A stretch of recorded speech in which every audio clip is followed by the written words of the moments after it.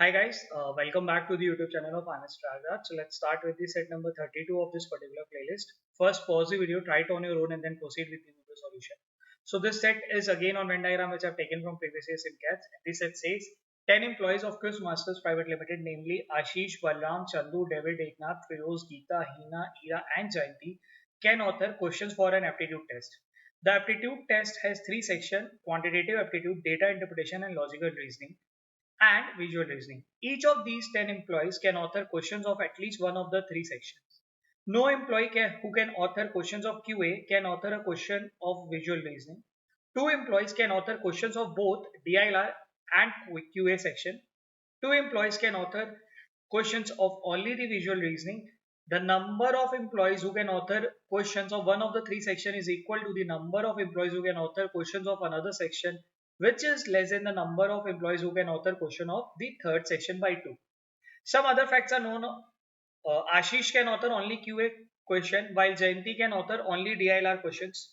Both Ira and David author question related to the same section. Further, neither Ira nor David can author question related to any other section. Neither Geeta nor Hina can author visual reasoning questions. Both Balram and Eknath author QA questions, but only one of them author DLR questions. Hina and Eknath author questions of different sections. एक बार question भी पढ़ लेते हैं. Question number 1: Who among the following can author only QA questions? Who among the following can author questions of exactly one section? Which of the following pair does not have at least one authors who can author both visual reasoning and DLR question but not QA questions? How many employees can author questions of at least two sections? Basically एक standard Venn diagram का, three variable Venn diagram का problem, जहां पे अपने पास ये पूरे set में दो हिस्से में दिया हुआ चीज है. पहला हिस्सा ये है कि जहां पे we have to figure out कि कितने लोग हैं जो क्यूए वाले हैं, कितने लोग हैं जो विजुअल रीजनिंग वाले हैं, कितने लोग हैं जो डीआईएलआर वाले हैं. And then the other part is where we have to allocate. ये जो कैरेक्टर्स है वो उनको एलोकेट करना पड़ेगा कि जो आशीष है जैसे लिखा हुआ है वो खाली क्यूए वाला है, जयंती वो खाली डीआईएलआर वाली है, बलराम और एकनाथ है जो कि क्यूए के भी हैं और उनमें से कोई एक ऐसा है जो डीआईएलआर का भी है. ठीक है.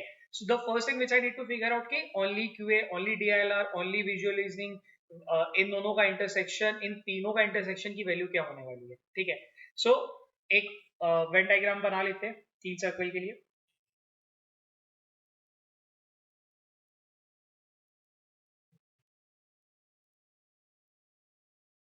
ठीक है. Let's name this as QA, DILR and visual reasoning. ठीक है. 10 employees of Quiz Masters हैं जिनका नाम दिया हुआ ABCD. The aptitude test है 3 section, तीनों का नाम लिख दिया. No employees who can author, each of these 10 employees can author question of at least one of the 3 section. कह रहा है कि जो 10 लोग हैं इनमें, इन 10 ने कम से कम किसी एक का तो किया क्या, यानी कि इसके बाहर की कोई वैल्यू नहीं होने वाली है. ये जो भी वैल्यूज है ये 10 की 10 वैल्यूज आपको इसी में नीचे रहने वाली हैं. ठीक है.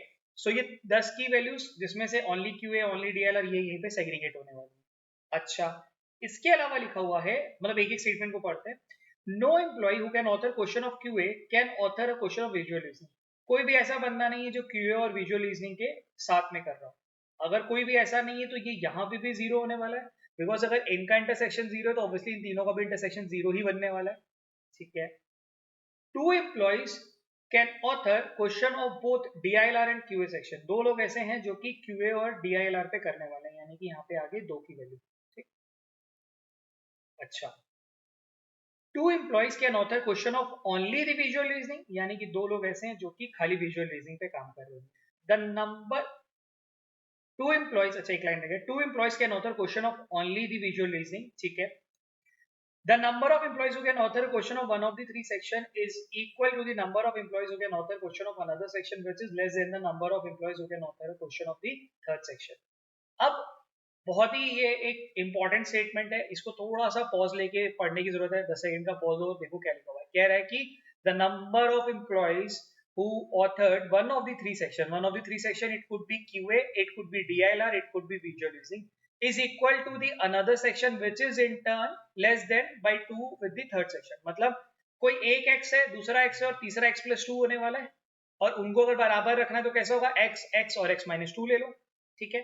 फिर से ये पॉइंट समझा दो. Number of employees who can author question of one of the three section, यानी one of the three section could be, मान लेता हूँ कि नंबर ऑफ सेक्शन QA ले लेते हैं, is equals to the number of visual reasoning which is in turn DILR वाले से -2।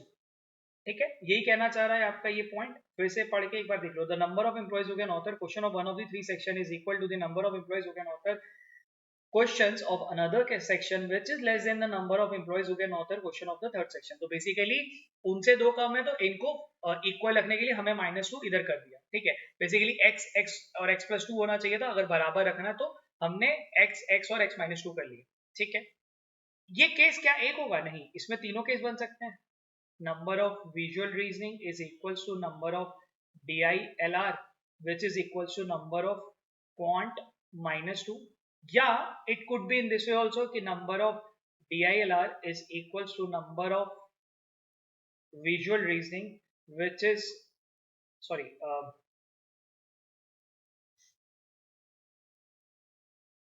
number of QA which is equals to number of visual reasoning -2। ठीक है, तो ये इस स्टेटमेंट से I can create three specific cases. अब ये तीन केसेस के थ्रू मेरे को ये मिल जाएगा कि यहाँ पे क्या वैल्यू है। वो तीन में से कोई एक केस शायद ट्रू हो जाएगा, यहाँ शायद दो केस ट्रू हो जाए, यहाँ शायद तीन केस ट्रू, तीनों केस ट्रू हो जाए। ठीक है, एक बार पूरा ये वाला पहला जो पैसेज का पहला वाला हिस्सा वो दोबारा पढ़ लेते हैं, कुछ अगर एलिमेंट छूट गया हो। Each of these 10 employee can author question of at least one of the 3 employees, कर लिया। 3 section। No employee who can author a question of QA can author a question of visualizing, लिख दिया। 2 employee who can author both DILR and QA section, लिख दिया। 2 of the employee who can author a question of only visualizing, लिख दिया। The number of employees who can author a question of one of the 3 section is equal to the number of employees who can author a question of another section which is less than the number of employees who can author a question of the third section by 2। ये भी को मैंने 3 cases बना के लिख दिया। अब क्या करा जाए? लेट्स से ये है A, ये है B और ये है C। ठीक है, सॉरी ये है C, ये तो अपने को पता है ना, इसकी वैल्यू है 2। ओनली विजुअलाइजिंग तो अपने को दे रखा है। ठीक है, तो A + B + C कितना हो जाएगा अगर हम ये लिख पाए तो? ठीक है, ये A + B + C कितना हो जाएगा? 6 हो जाएगा। कैसे ये 6 आ गया? बिकॉज हमें क्या पता था, ये पूरी की वैल्यू कितनी है 10, जिसमें से ये 2 है, ये 2 है, तो बचा हुआ क्या होना चाहिए था? 6 होना चाहिए था, क्योंकि यहाँ पे तो 0 पता है। अब ये A B C 6 है, ये किस प्रोपोर्शनेट में ये तो नहीं पता। ये हो सकता है 1 2 3 हो, ये हो सकता है 2 2 2 हो, ये हो सकता है 4 2 0 हो, ये हो सकता है 5 1 0 हो सकता है 6 0 0 हो, नहीं पता। ठीक है, अब ये कैसे फिगर आउट करा जाए? ये फिगर आउट होगा using these of the statement. चलो लेट्स फिगर आउट ABC की वैल्यू क्या होने वाली है यूजिंग दीज इक्वेशन। तो पहला इक्वेशन ये वाला पकड़ते हैं। पहला इक्वेशन क्या कह रहा है? Number of QA is equal to number of visualising which is equal to number of DLR -2। तो QA वाले कितनी हो गई? A + 2 हो जाएगा। ठीक है जी, A + 2 हो गया, which is equals to number of visualising, वो कितना हो जाएगा? C + 2, which is equals to B + C। -2 + 2 की वजह से ये यहाँ से कैंसिल होकर ये B + C बन जाएगा। ठीक है, अब इस वाले केस को कंपेयर किससे करेंगे? इससे कंपेयर करेंगे। ये हमारे पास एक मास्टर इक्वेशन बना हुआ है, या इसकी हेल्प ले लेंगे तो अपने को ABC की वैल्यू यहाँ पे मिल सकती है। हो सकता है ABC की वैल्यू 0 0 0 आ जाए, या ऐसी वैल्यूज आनी शुरू हो जाए जो कि तुम्हारे लिए चीजें आसान कर दे। जैसे यहाँ पे देखिए कितनी आ रही है, B की वैल्यू आ जाएगी आपकी 2, क्योंकि यहाँ पे C और C कैंसिल हो जाएगा।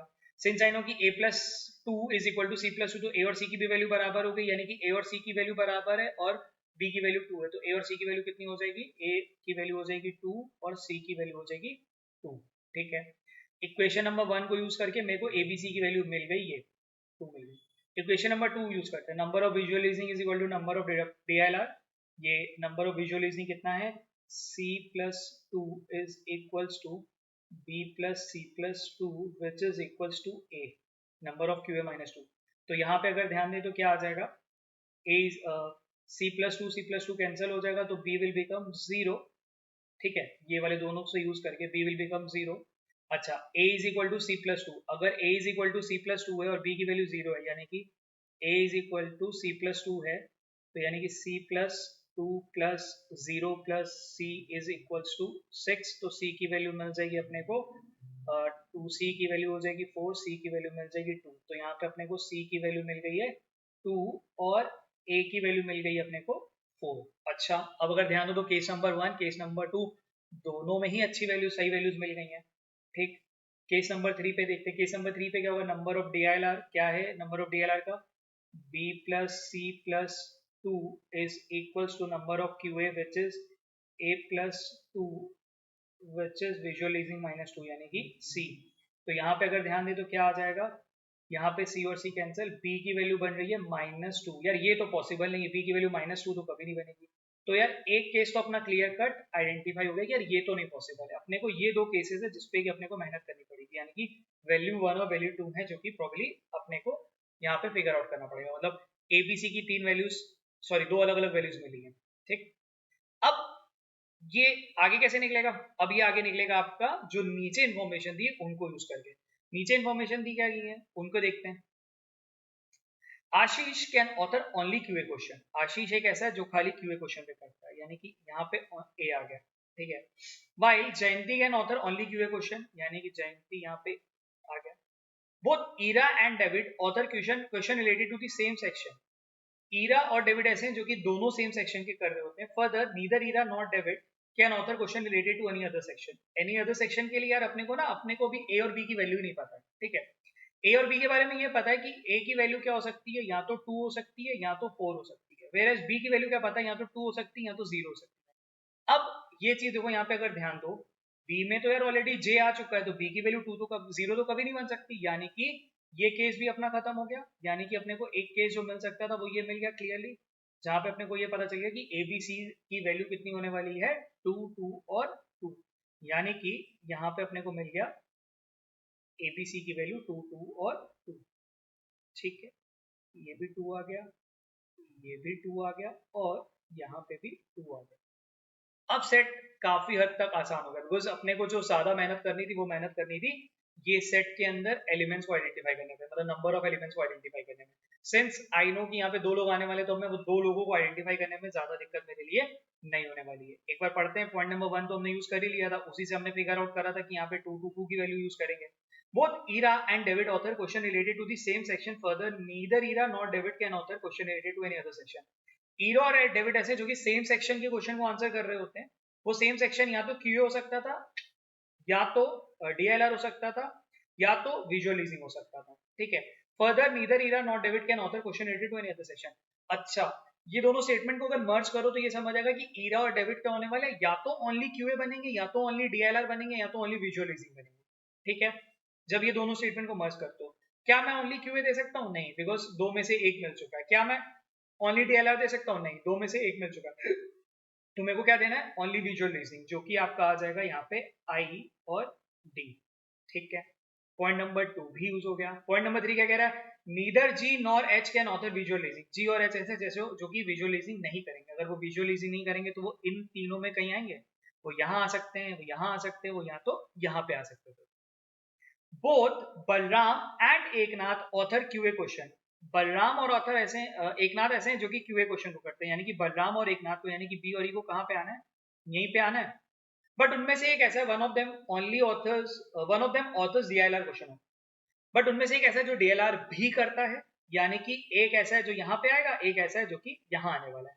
ठीक है, वो एनीवेज हमें समझ आ रहा था, बिकॉज क्यूए में दोनों आने के लिए एक ही यहाँ पे आ सकता है, एक यहाँ पे आ सकता है। ये क्लियर हो गया, मतलब पॉसिबली ये हो सकता था कि ये दोनों यहाँ पे आ सकते थे, या इनमें से दोनों एक एक इधर डिस्ट्रीब्यूट होना था। तो वही अभी अपने को समझ आ गया कि एक एक डिस्ट्रीब्यूट होने वाला। Heena and Eknath author question of different section. Heena और एकनाथ ऐसे हैं जो कि अलग अलग क्वेश्चंस के अलग अलग सेक्शन के क्वेश्चन को ऑथर कर रहे होते हैं। अलग अलग सेक्शन कौन सा हो सकता है?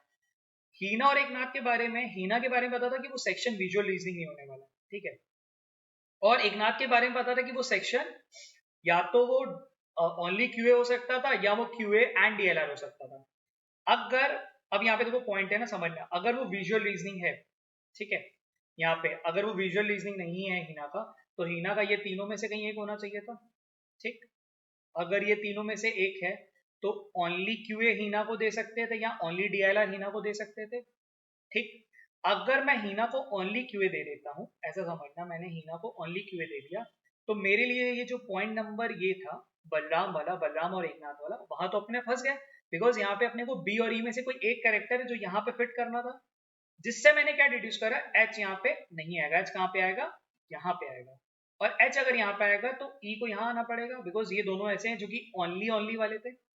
ऑल्सो अगर तुम ये चीज को यहाँ पढ़ लेते तब भी तुम्हारा काम फिगर आउट हो जाए, मतलब कर सकते थे कि एकनाथ कौन होने वाला है। एकनाथ ऐसा है जो क्यूए करेगा ही करेगा, और अगले में बता रहे कि वो अलग अलग सेक्शन को करेगा। ठीक है, ए और ई मिल गया, जे और एच मिल गया, आई और डी मिल गया। यहाँ पे और यहाँ पे कौन आने वाला है अभी भी नहीं पता। अपने को पॉइंट नंबर 3 क्या कह रहा था, गीता और हिना ऐसे हैं जो कि विजुअलाइजिंग नहीं करते हैं। अगर विजुअलाइजिंग नहीं करते हैं तो गीता यहीं पे आ सकती है, एक ही जगह यही बची है। सिमिलरली बलराम और एकनाथ के बारे में पता था कि वो क्यूए करते ही करते हैं, तो बलराम यहाँ तो नहीं आ पा सकता, बलराम कहाँ आ सकता है, केवल यहाँ पे। दो लोग यहाँ आ गए, दो यहाँ पे आ गए, दो यहाँ पे आ गए। कौन से दो बचे हैं जो नहीं आए हैं, वो हैं ए बी सी। सी है जो अभी तक नहीं आया है, डी ई एफ जो है अभी तक नहीं आया है, एफ हो गया तुम्हारा फिरोज। तो चंदू और फिरोज ऐसे हैं जो कि यहाँ पे चले जाएंगे, ठीक है। सो that is how we completed this solution of this particular set. Now let's jump to the question part. Who among the following can author only QA section? Only QA section are A and E. Options में जाते हैं तो E is the correct answer. Who among the following can author question of exactly one section? Exactly one section में it could be either AE, it could be either JH or it could be ID. Options में चलें, गीता, गीता तो गीता गीता गीता जी कहाँ पे, यहाँ पे है, तो गीता तो पॉसिबल नहीं है। चंदू, चंदू कहाँ पे, यहाँ पे, ये दो सेक्शन पे काम कर रहा है। बलराम दो पे कर रहा है। Heena, Heena is the correct answer because वो ओनली डीएलआर पे है। Which of the following pair does not have at least one author who can author both visualizing and DLR question but not QA section? यार ऐसा कौन सा बंदा है जो कि विजुअलाइजिंग कर रहा है और डीएलआर कर रहा है और क्यूए नहीं कर रहा है, विजुअलाइजिंग कर रहा है, डीएलआर कर रहा है और क्यूए नहीं कर रहा है, वो कौन है? ये दोनों बंदे हैं, सी और एफ वाले। यानी ऑप्शन में सी और एफ कहाँ नहीं दिख रहा है, हमें ये देखना है। देखो यहाँ पे दिख रहा है तो ये खत्म, यहाँ पे सी दिख रहा है तो खत्म, फिरोज दिख रहा है तो खत्म, यानी कि ऑप्शन ए होना चाहिए, बलराम और हीना, ठीक है। ऐसे क्वेश्चन थोड़े ट्रिकी होते हैं तो इट्स वेरी मतलब ये अप्रोच ज्यादा कन्वीनियंट होती है, जहाँ पे आप ये आइडेंटिफाई कर ली कि कौन से वो दो लोग हैं और ऑप्शंस में तुम्हें एक पैटर्न दिखाई देगा, उन दोनों में से किसी एक का नाम वहाँ पे होगा, तो आपके लिए वो तीनों को एलिमिनेट कर पाना ज्यादा आसान है rather than finding a correct one. How many employees can author question of at least to section? At least to section मतलब एक से ज्यादा, एक से ज्यादा वाले ये तो भाई जी और बी हैं और सी और एफ है, यानी कि कितने लोग होने चाहिए, मोर देन 3, यानी कि 4 होने चाहिए, यानी ऑप्शन नंबर 4, क्वेश्चन नंबर 4 का आंसर भी क्लियर, ठीक है। चलो that's it from this particular set and keep practising.